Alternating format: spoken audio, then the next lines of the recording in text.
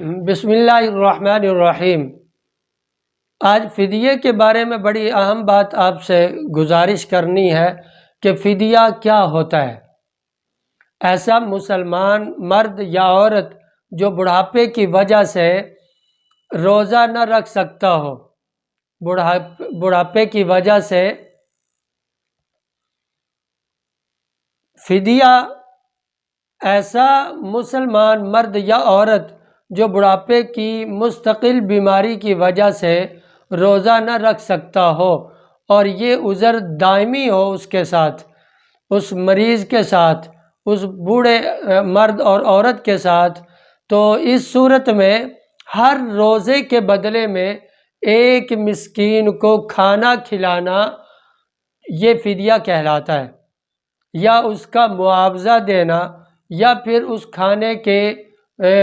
جتنی مقدار کا شریعت نے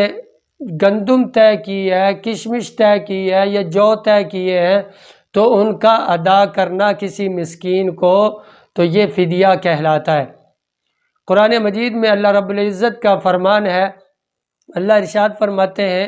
وَعَلَى الَّذِينَ يُطِيقُونَهُ فِدْيَةٌ طَعَامُ مِسْكِينٍ فَمَن تَطَوَّعَ خَيْرًا فَهُوَ خَيْرٌ لَّهُ۔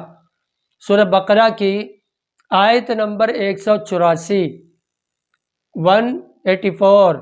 یہ آیت نمبر ہے۔ اس کے اندر اللہ رب العزت فرماتا ہے جنہیں روزہ رکھنے کی طاقت نہ ہو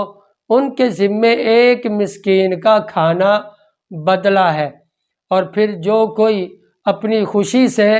زیادہ نیکی کرے تو اس کے لیے یہ بہت بہتر ہے۔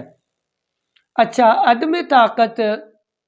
اور کفارہ کے فدیہ میں فرق کیا ہے؟ تو دونوں کا فدیہ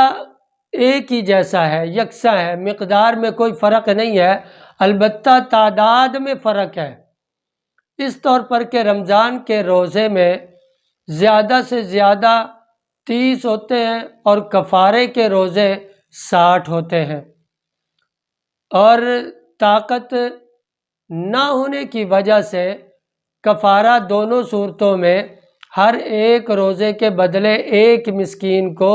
صبح شام 2 وقت کا پیٹ بھر کے کھانا کھلانا ہوتا ہے۔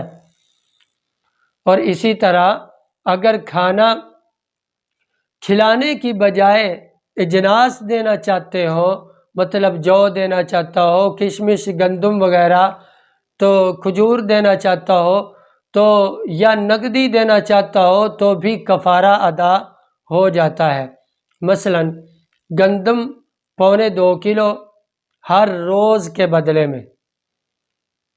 تو گندم 2.25 کلو اور کھجور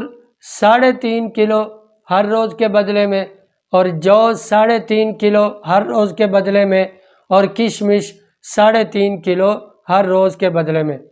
کشمش، کھجور، گندم، جو کے علاوہ اگر کسی اور چیز سے صدقہ فطر ادا کیا جائے تو اس کی قیمت مذکورہ جو ابھی چیزیں بتائی ہیں تو ان اشیاء سے کسی ایک قیمت کے برابر ہونا ضروری ہے۔ وہ گندم کے برابر کر لے، کشمش کے برابر کر لے، جو کے برابر کر لے، تو یہ ساری چیزیں سامنے رکھ کر پھر ادا کریں۔